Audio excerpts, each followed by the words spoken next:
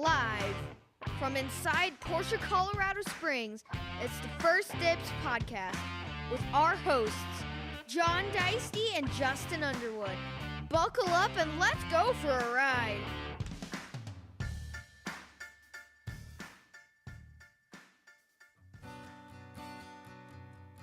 Every man has a plan until he's punched in the mouth, and then he starts to look about. I don't have a plan. Me neither. But someone's going to get punched in the mouth. I think so. We've been watching a couple of mouth punches. That's right. It is November 15th. I'm back from my last vacation of the year. Yeah, we can talk about that. And we're watching the fights on Netflix. That's right. Mm-hmm. So if you guys are chatting us, we might not be able to see it because we're just watching TV. So thanks for hanging out with us. First Dibs podcast, live from inside Porsche, Colorado Springs. That's right. Now, if you decide to pay to chat with us, we can probably see those. Yep. Yeah, we've got this new super chat function. Right. So people can donate to us. I like the super chat function. I could use some of that super chatting this month. Yeah. I just realized that it's the 15th of the month. Okay. I have one car out. Well, that's not funny. I shouldn't laugh. It's okay. It is what it is. And we have next week, and then it's Thanksgiving, and the month is over. Yeah, Thanksgiving is at the end of the month. Yeah, so I gotta get busy. Yeah, you do. So we got to make things happen. And but yeah, your vacation. Yeah, I kind of forgot about that. Yeah, I went on vacation again. It was awesome. We went to Disney. Yeah, which one? All of them. We went to the Magic Kingdom. The Magic Kingdom in Florida. And yeah, it was really nice. Are the stripes on the road painted different colors still? Do you know what I'm talking about? No. Instead of having yellow and white stripes, they have like pink and purple. I will tell you that on our ride back from Disney in the Uber, I don't know how many laws we violated, but we pulled over between two freeways in like a zebra striped section right in front of one of those exploding water barrels, and watched as our Uber driver, who spoke a little English, we think, but we're not quite sure, used his phone to check 4 different route calculations to figure out how to get there. He used Google, Waze, Apple, and the Uber app. Oh, wow. To try to figure out what was the best way. And then when he was done, he just looked at me and he just points and then just continued on. He has old man foot, which is where when you can't maintain a speed by just holding your foot in one place, yes, and you pulse the pedal, and the car just kind of goes the whole way. Right. So it was like, I don't know what the speed limit is, but call it like 53, 56, 53, 56, the whole way there. Right. At one point, we had to pass a motorcycle. And if you know, if anybody out there is a motorcycle rider, when you're riding a motorcycle, you think of each lane being divided into 3 lanes. And then if you're riding with 2 people, there's a specific way you're supposed to do it. If it's 3 or whatever, if you're riding in a herd of motorcycles, right. There's this way you're supposed to do it. What I didn't know is that as a car, you can pass a motorcycle in the left 2 motorcycle lanes while the motorcycle is in the right motorcycle lane without even needing to signal. You just kind of pull to the side a little bit and just make sure that your mirror misses his. So things that happen in Florida. Yeah, the other Uber driver, he was awesome. He was chatty and fun. He asked us, so we're going for the ride, and it's kind of quiet because the kids are getting tired and stuff, and so we start chatting, and I ask him, would you ever consider an electric car for this? And he's like, no, because I mean, what if I need to fill up? Because if somebody tells me that they need to get to Miami, I could just go there right now. I mean, I'll tell you, $500 will bring you to Miami. And Lauren and I are looking at each other like, does this happen often? Is this a thing? Right. Like, all right. And then we're driving, and he won't drop it. And he's like, yeah, I mean, what if somebody wanted to go to Atlanta right now? I mean, cash is king. I could just take them to Atlanta in an electric car. I'd have to like stop and charge, and it wouldn't work. And I'm thinking to myself, like with the amount of gas you're burning right now in your, Chrysler 300, I Dressed up like a Bentley. yeah, I mean, I'm not saying you're wrong, but maybe how often does that happen, sir? How often are you running up to Atlanta or Miami? Yeah, I don't know. So, Brian wants to know, who are we taking? I am taking the Mike fight. Tyson. Yeah, me too. Yeah. My thing on that is the guy's, he's a little crazy, Yeah. right? And Well, okay, so we just watched the first fight, and it was a professional fighter. John and I had chose based on no knowledge, No just knowledge of anything. photographs. Yeah, We based on photographs. The guy from Brazil looked a little scary, right? Lots of Yeah. tattoos. Yep.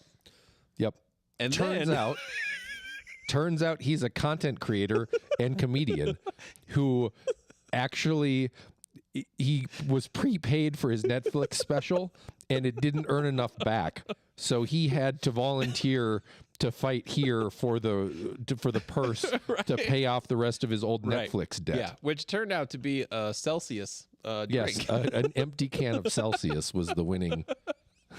But we can't say anything about the fight because we don't have express permission. We don't have it written down from Netflix that we can talk about this. Yeah, Dan, So- can you send us a message? Yeah, but I don't think we need to have fight impressions. Yeah. Just to say that one of the guys was a professional, the other guy was a comedian, and Who do you think? Yes. So I don't know how much Yeah. Mr. Paul is a boxer. I know he has boxed, but I feel Yeah, like yeah. if you've got the greatest boxer of all time, I don't know how you bet against him. Yeah. Even if he's 90 with a walker. I mean, dude Right. would just club you with Yeah. it. Right? And I think the odds I would want to have right now is like, what are the odds of Mike Tyson having keister to shank and pulling it out mid-fight? Is that on DraftKings? Yeah, exactly. What are the odds of a keistered shank? Well, greater odds for Tyson. Yeah. Yeah. I believe that. Yeah. So, Oh man. Before we go too far off the radar, Yeah. do we have any business to talk about as far as business that we have briefly to talk about? We have a lot of new 911s in inventory that Yeah. are available, that are here on the ground, ready to go for sale. which That's is awesome. we haven't been able to say that since 2019. Right. Mm-hmm. So that is actually kind of fun.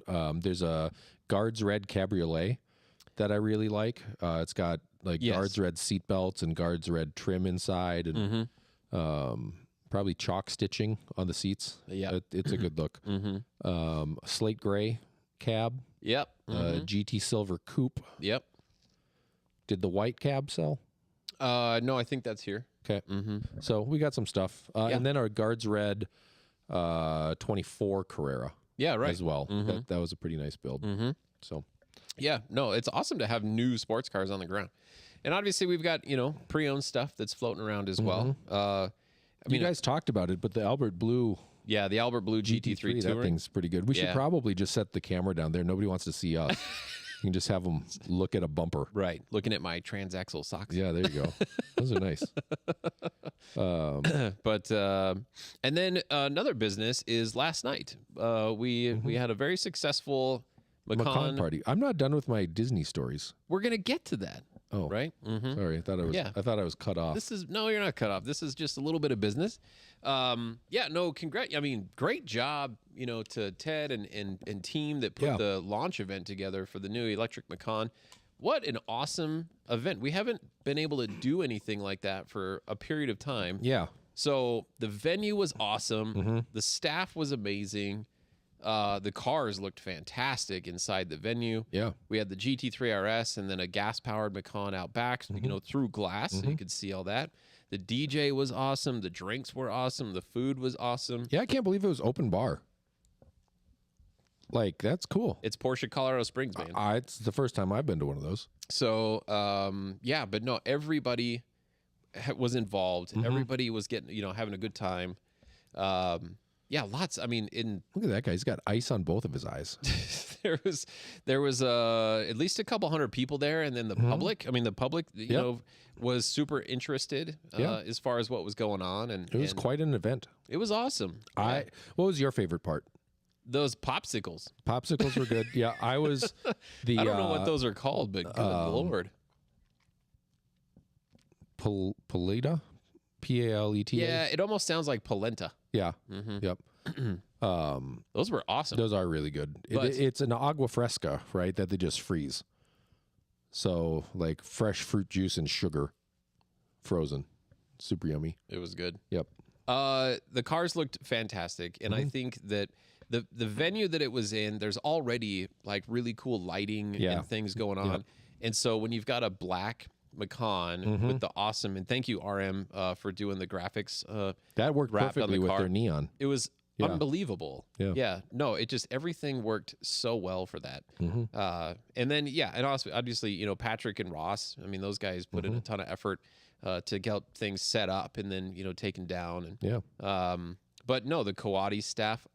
You know what? I totally forgot that the staff members were wearing the Carrera RS shirts. Yeah. Which that's a Porsche event, right? Yeah. I mean, whenever you go to launch events with Porsche, how do you recognize the people that work there? I mean, that's exactly what these guys were doing. Yeah, So it was really good. yeah, no, I had a great time. And I was home before 10. Yeah, the food was really good. Yeah. Korean fried rice and teriyaki chicken and kimchi. Yeah. Yeah. I wanted to take the tray of shredded Parmesan home. Yeah, I was eyeing that too. I love Parma. We could be eating that right now. Could have been our dinner. Right. No, that was great. Yeah. So thank you. Yeah. Like again, thank you, Ted and Joe and Chad, for the people that were able to put that together. That was awesome. That was a ton of fun. We had fog machines. Yeah. That was good. Yeah. I didn't get to see the actual reveal. Yeah, you were late. But and then the Power Sports crew was there.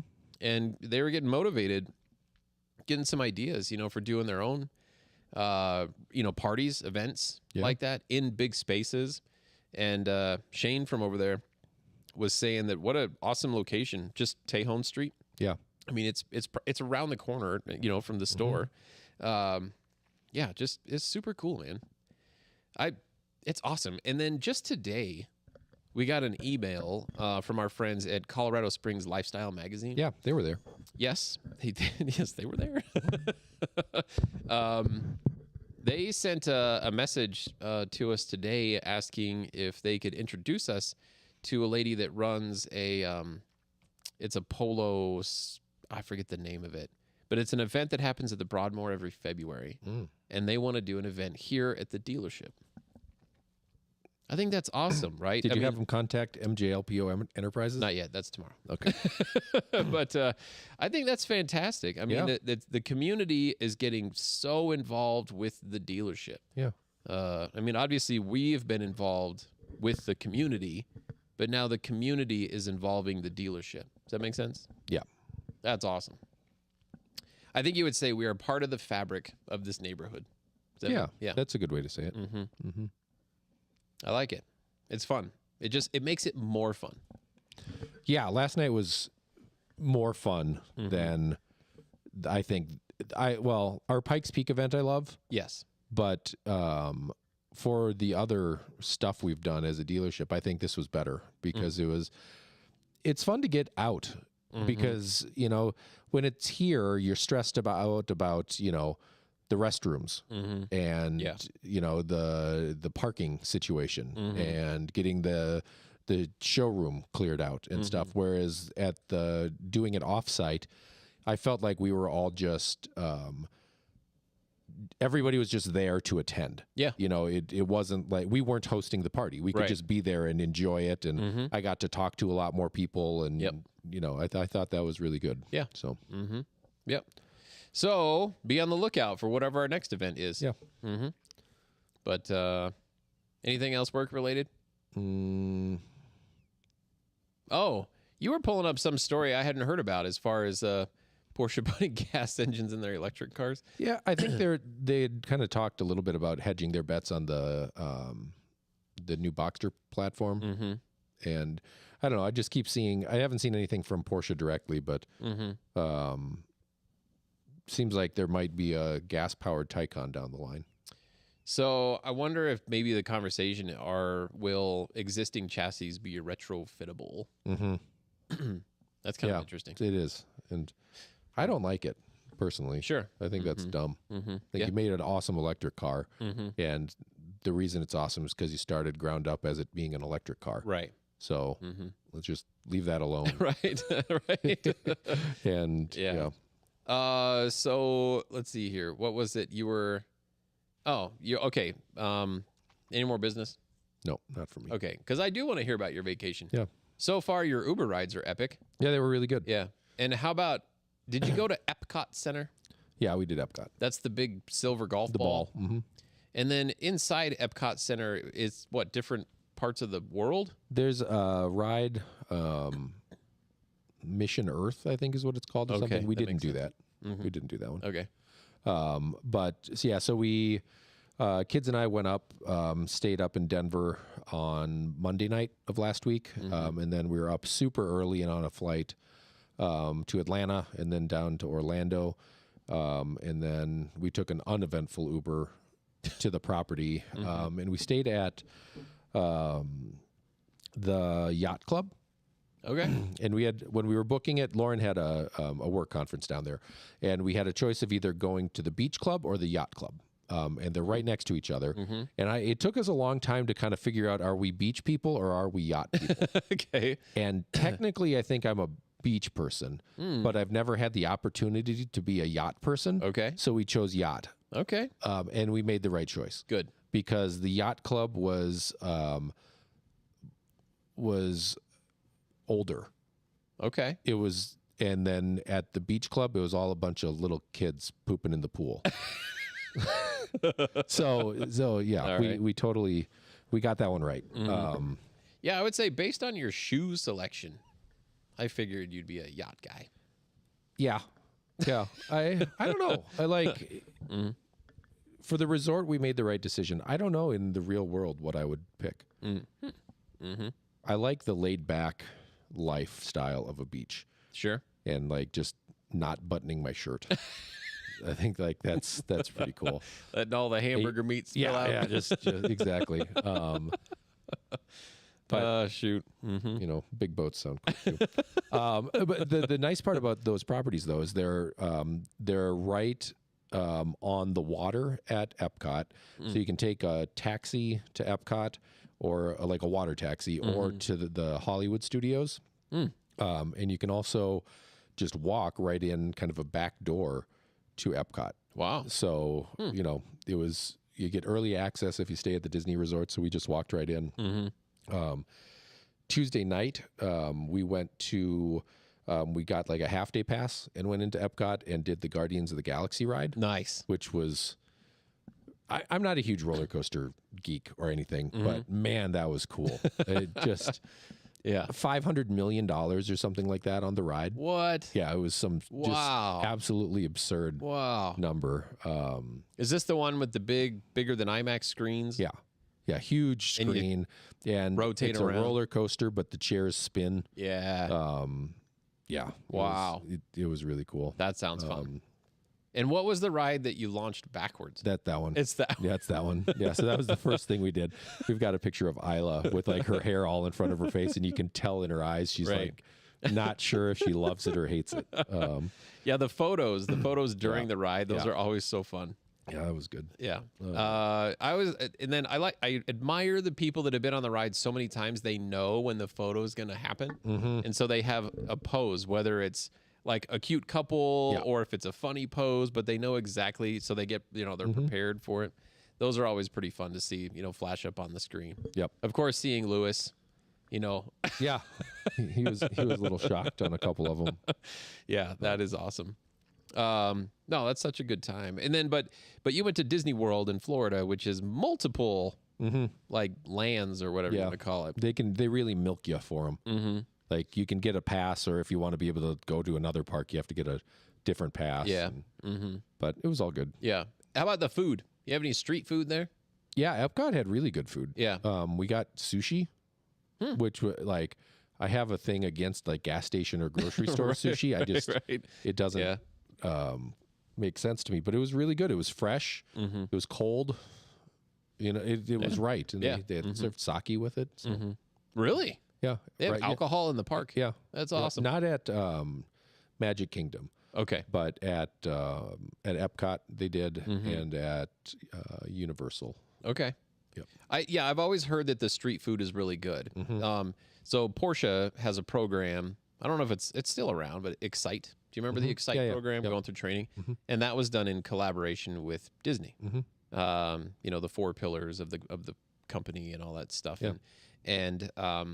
But I remember the class that I went through on it. The guy that was instructing it had these really great stories to relate as far as experience, and leadership and all that kind of stuff.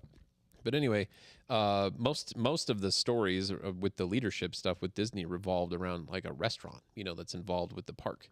And anyway, he was describing that, and this is a common style in other like big corporate areas, I think, but every so often managers just kind of rotate, like, just say for instance here of Joe, Joe's running this store. Yep. But then out of, multiple stores or whatever under the one umbrella is that Joe would be here for, 2 years or whatever. And then he'd rotate, to the Power Sports store, and that's all he does. Yeah. And then rotate again to the Buick GMC store, and that's all he does. And then they just kind of keep rotating because it's getting fresh eyes on it and all that stuff. But anyway, the guy had great examples of, why the people in the store, in these restaurants or whatever, is what makes all the difference. It's not even so much the leadership, aspect of it. It's just the people is what makes the real difference. And he had, ways to make that stand out. Yeah. But no, it was really cool. And it sounds like a very fun atmosphere, not only to visit, but just to be part of.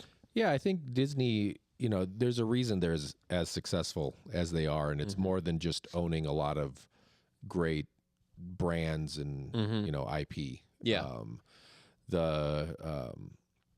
We moved from Yacht Club to the Wilderness Lodge. Okay. And went to dinner they have an African restaurant there, and the food was great. The servers were super enthusiastic about the food and stuff like that, and a lot of the staff was from African countries. And then when you're in when we were at the sushi spot, there were Japanese women serving it. So oh, wow. It really immersed you kind of in where you were. So they did more than just it was more than just the food or the sights and stuff. They really went kind of all in on it. So I thought that was pretty cool. And everything's so clean. It was. You notice that? Yeah. Yeah. The garbage cans weren't over full. Yeah. Yeah. Everything's so clean. I've always admired that. Yeah. Because that's got to be, you think about how much ground they're covering, right? Yeah. And how many people and are how much walking through trash there. there is. Right, exactly. And for it not to be a mess. Yeah, that's true. So they run a tight ship, but that's good. You point out. There's reasons that they are so successful. But Yep. What else did you? That's a long week. Yeah, it was a lot Of stuff. It was really good. It was nice to get away. You guys were dealing with snow and elections, Right. and we were doing our best to ignore all of that. Right. Yeah. Yeah. Did you vote? Did you early vote? Yeah, I voted. Yeah, Yep. good. Yep. Got that in. Mm-hmm. But yeah, I don't know. The trip was a good one. Mm-hmm. I'm ready for another vacation. So Right. That's usually what happens. it's crazy that we're already at the end of the year. We've got Yeah. 2 weeks till Thanksgiving, and then it's basically Christmas, New Year's, Valentine's Day, and then we're back to trying to Right. have cars to sell for the summer. We're going to have cars to sell for the summer. You think so? Yeah. I know so. Okay. Yeah. Yeah. Mm-hmm. We're going to have a lot. Are they coming from Canada? Are there 25 of them? No. I'm not going into that. Okay. But we're gonna have cars. Yeah. Right. Well, I mean, we always do, but I feel like this is what typically happens, I think, is we try to stock up now so that when spring hits and the feeding frenzy hits, we have stuff available. Sure. I think we're probably a little overstocked Yeah. right now, Yeah. but that's okay. Yes. And I mean, I personally would rather be overstocked than understocked for sure, because there is a truth to, if you don't have it, you can't sell it, right? And Yeah. so sometimes I think that we've got too many options available, but that's not a problem. Yeah. That's just, anyway, that's a sales thing, like I've harped on people about just land on a car, right? Stop bringing up other options or whatever.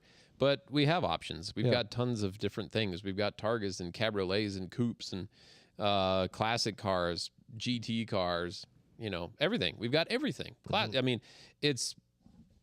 come look around. It's crazy. Yeah, it is. But it's just going to continue to get better, right? It just keeps rolling. Like it's a snowball effect a little bit, right?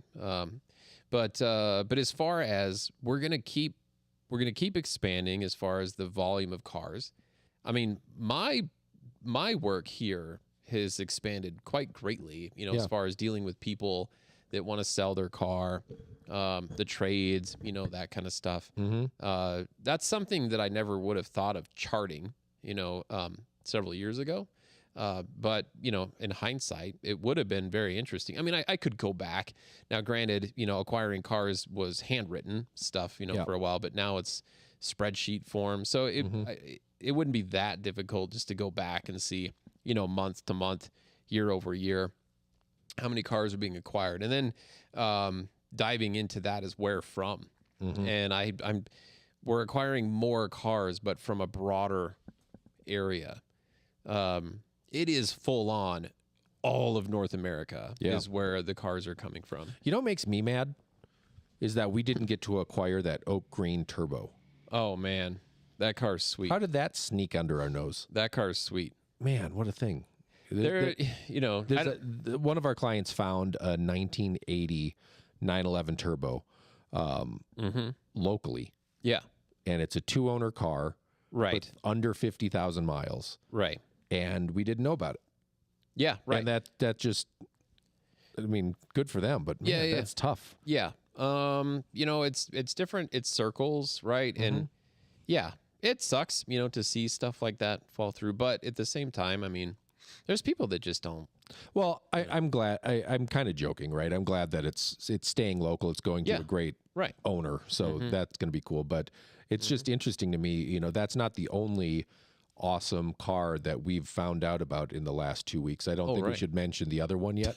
No. But it's interesting that there's these like super unicorn things hanging out locally in a silly little town like this. Right. They just did that big junkyard auction with like the old Mercedeses and stuff like that.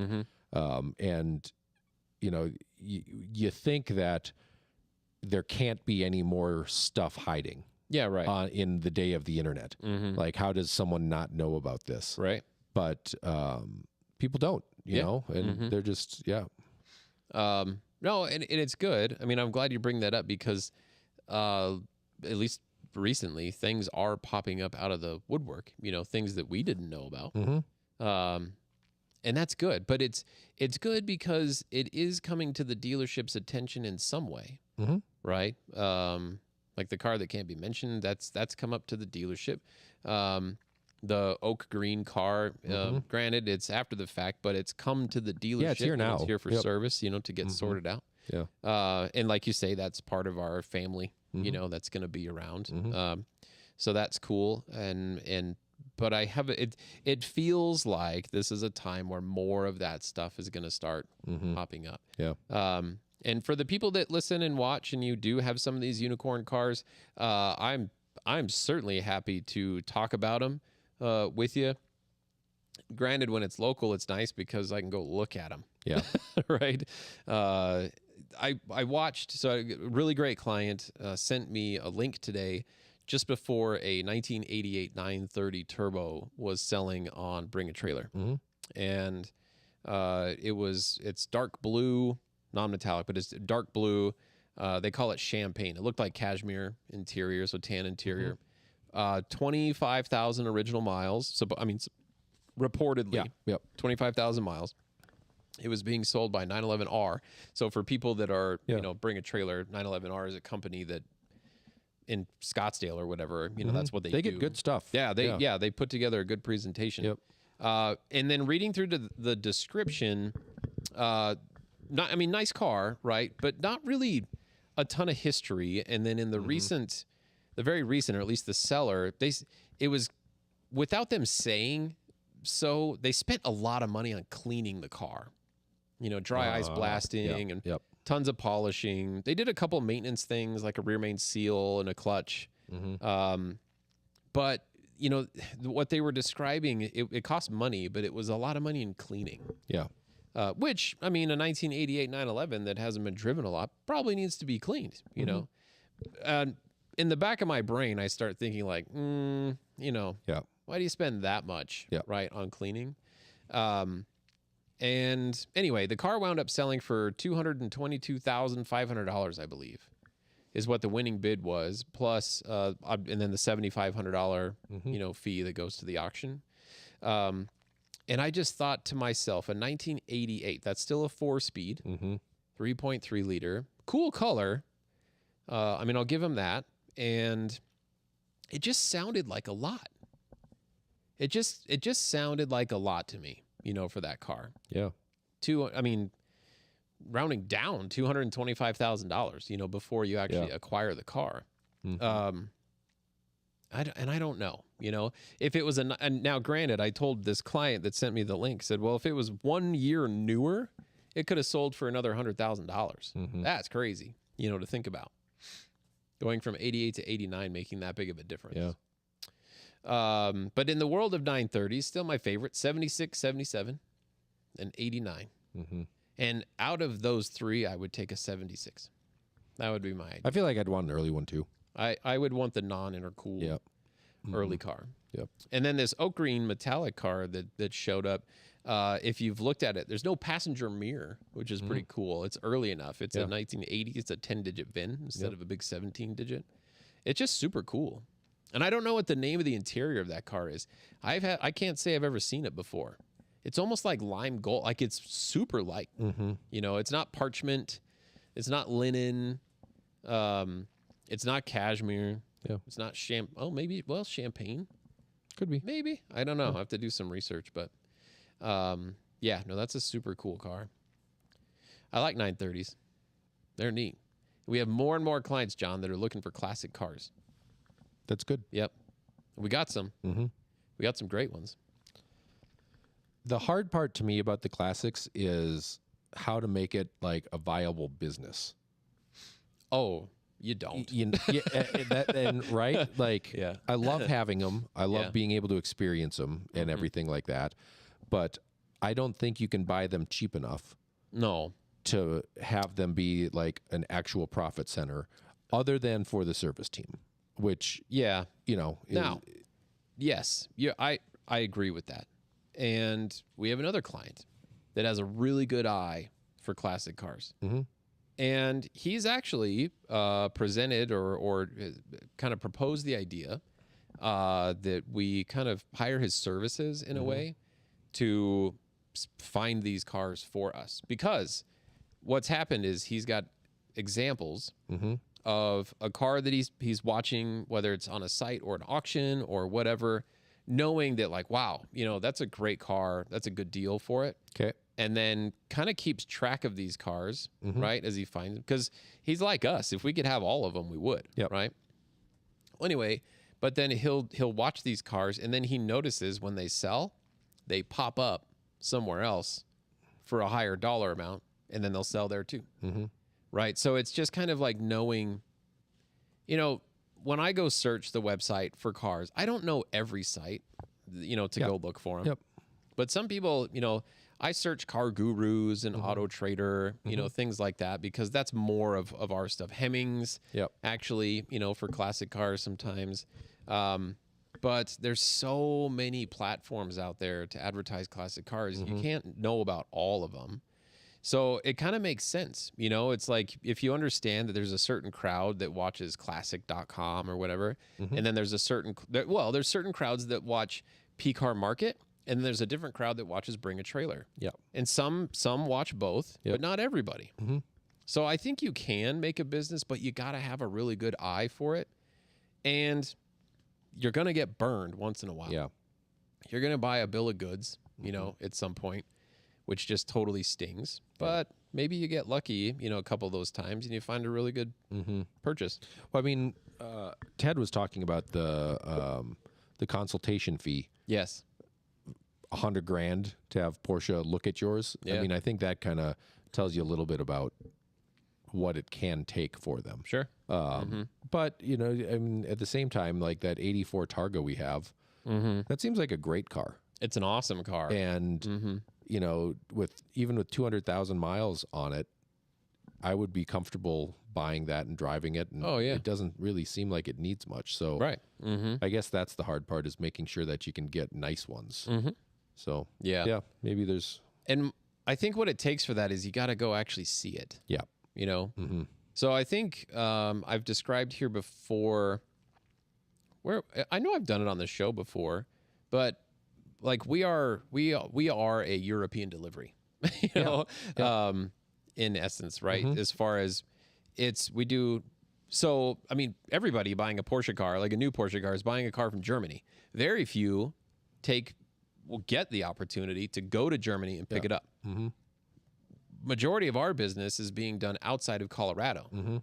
Very few people decide to come get the car in person. This would be a lot easier to come to Colorado Springs than it would be to go to Germany to pick up your car, right?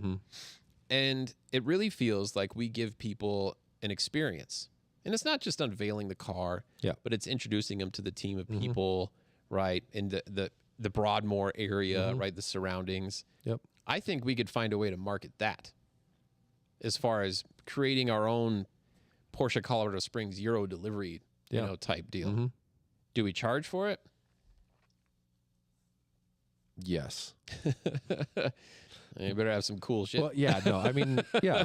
Planned. But you know what I mean? People want to do all that stuff. I mean, you guys were talking about the Gold Rush Rally and stuff like that. Yeah. People want to get out and use their cars. So if you can give them a way to do that and plan a little, 3-day thing where you fly in Friday, pick up your car, drive it Saturday, Sunday, drop it off late Sunday, catch your flight home, and then you're back to work on Monday. Right. Yeah. I wish everybody would do that.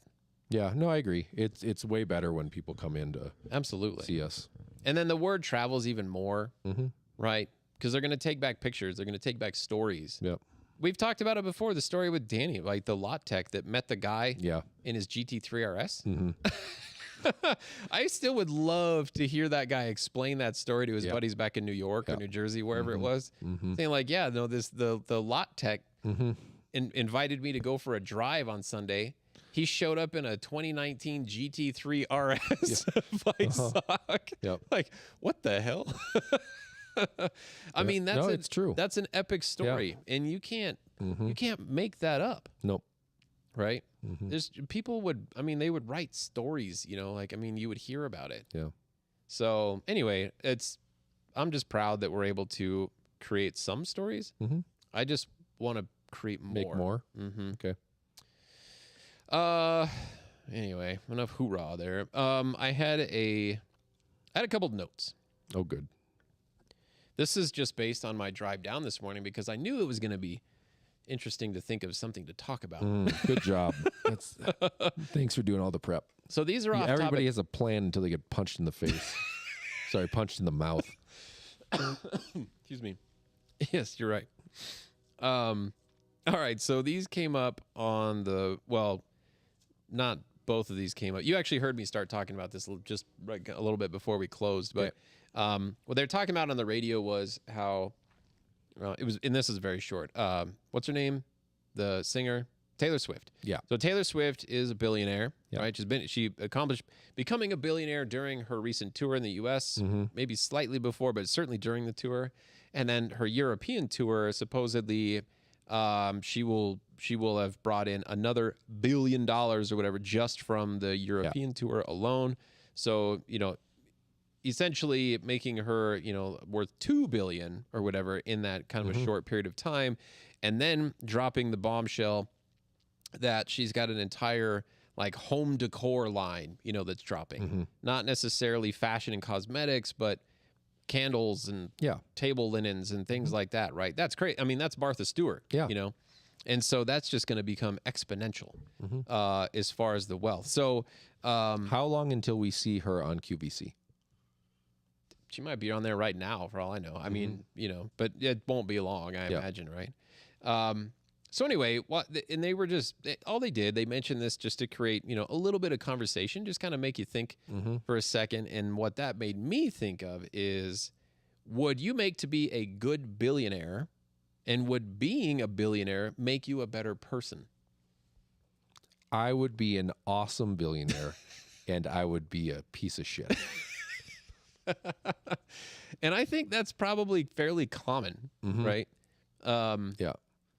It's kind of interesting to think about. Like, money changes people. I don't care what you say or who you are. It does. Yeah. It just does. I don't think I'd actually be a piece of shit. I think,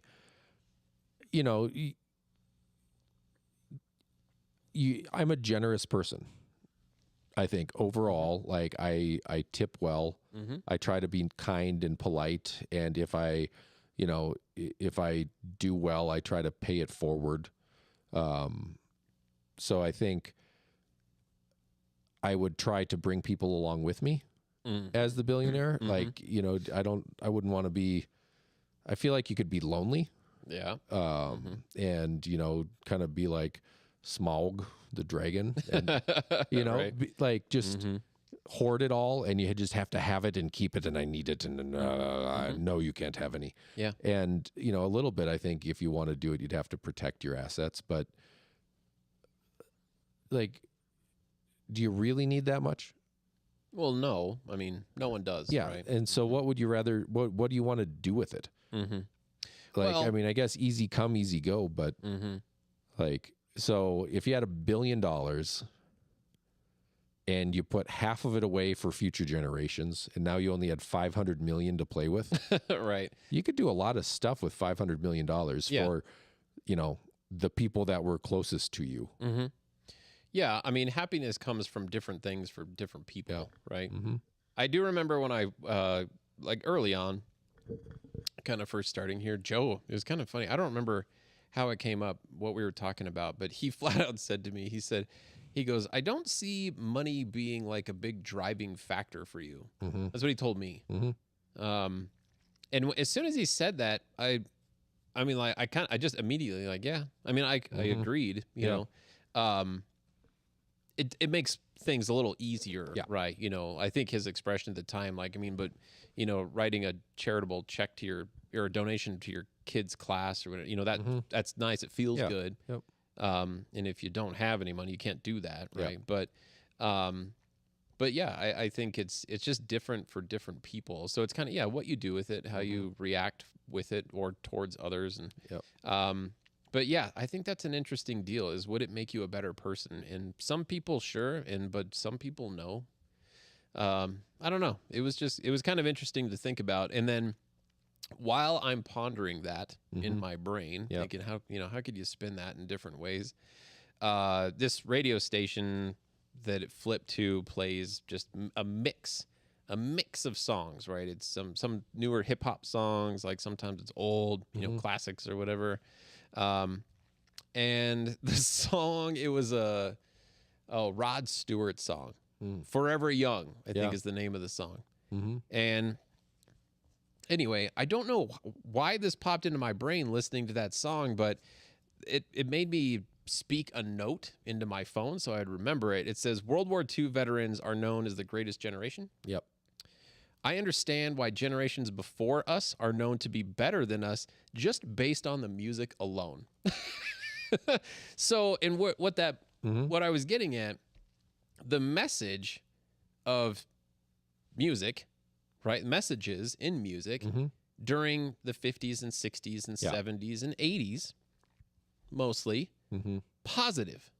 They're positive messages, like they're positive songs. They're kind of like feel good, That's the music of to me, the 60s, 70s, 80s is most kind of like known, like Michael Jackson what song, how many songs did he have that were degrading people and women and all that stuff? Yeah. Not a lot, right? No. There was some of that stuff, for sure, but I think in general it was a more positive vibe, like just coming from that. And people are listening to the radios a lot, just like we still do today. And it was more of a positive message on a daily basis. And you listen to music now, and not saying that there is no positive message in music and radio now, but it's just not the same, right? And I'm not saying that it's necessarily negative, but it can be looked at that way. I'm tracking. I'm just trying to think of like songs. Some examples. Because I don't really listen to modern music either. Maybe there's a reason for it. Yeah, maybe. Well, we're older. Yeah. So. But I think looking back, like Metallica, was a metal band or whatever, as a kid. I mean, they're still around. Yep. Right. But was that, I don't, even listening to Metallica songs, maybe at the time, just people thought it, was dark, but not necessarily, hateful or slandering, it was just dark. Like it was, kind of heavy metal for the time. I don't know. It really made me think though. Right. But I'm a pretty positive person. I don't like to be a downer. So maybe that's just the way that I look at it. I just like to think of the upside. I'm just trying to think of a song other than WAP. 'Cause that's the only one that comes to mind. And I think there's a lot of songs like that. Yeah. Very similar to that. And they make fun of it on social media sometimes, right? Oh, grandma, I found your CDs. What are these for? Oh, we played music on them. Can we listen to them? Oh, sure. Let's listen to them. And, everything is about getting laid and yeah, sunshine and rainbows. Yeah, and it's embarrassing, for the grandma because like, oh my gosh, I'm showing my grandkid that I was young once. But it's just different, I don't know. It's just a very different thing. So a lot of stuff when I'm driving alone in my car I guess so. For an hour.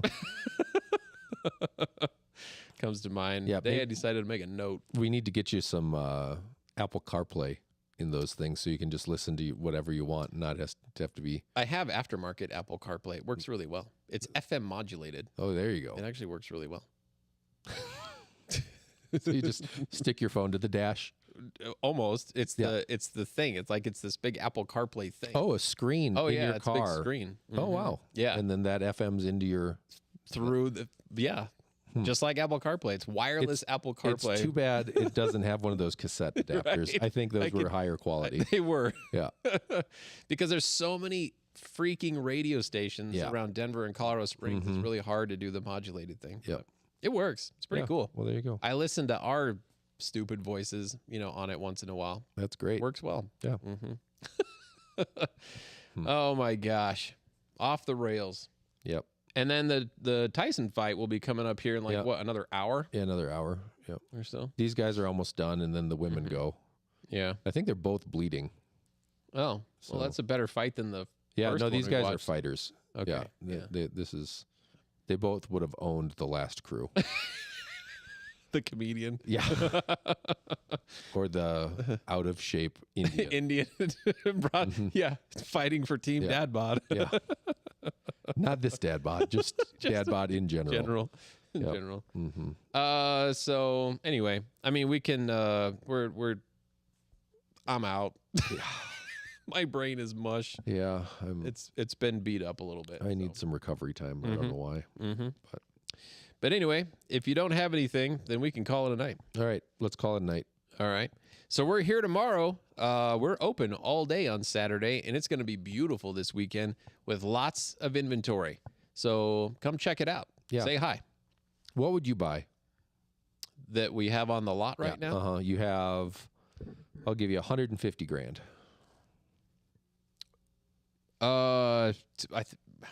How much? The Targa Ford GTS, the 2018. I think that just fits. I think it's 144. Yeah, That's a good choice. I like that car. Yeah, I do too. It's Burmester. Mhm. It's chalk. It sounds good. Mm-hmm. Yeah, I like that car. Well. So I'd probably do that. I think I just changed my mind then. Yeah. What were you gonna do? I was going to do the Carrera T. Oh yeah, that's a great car. The red one. Yep. Yeah, manual transmission. Mm-hmm. That would be a great choice. Yep. We could switch cars on the weekends. That'd be good. Mm-hmm. Take him to Vail to get some hot cocoa. God, I just need to do that. Maybe I'll do that tomorrow. You have work tomorrow.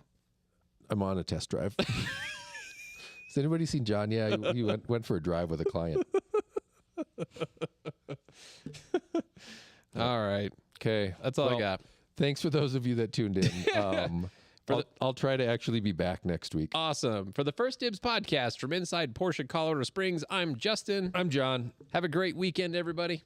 And Mike Tyson in 3.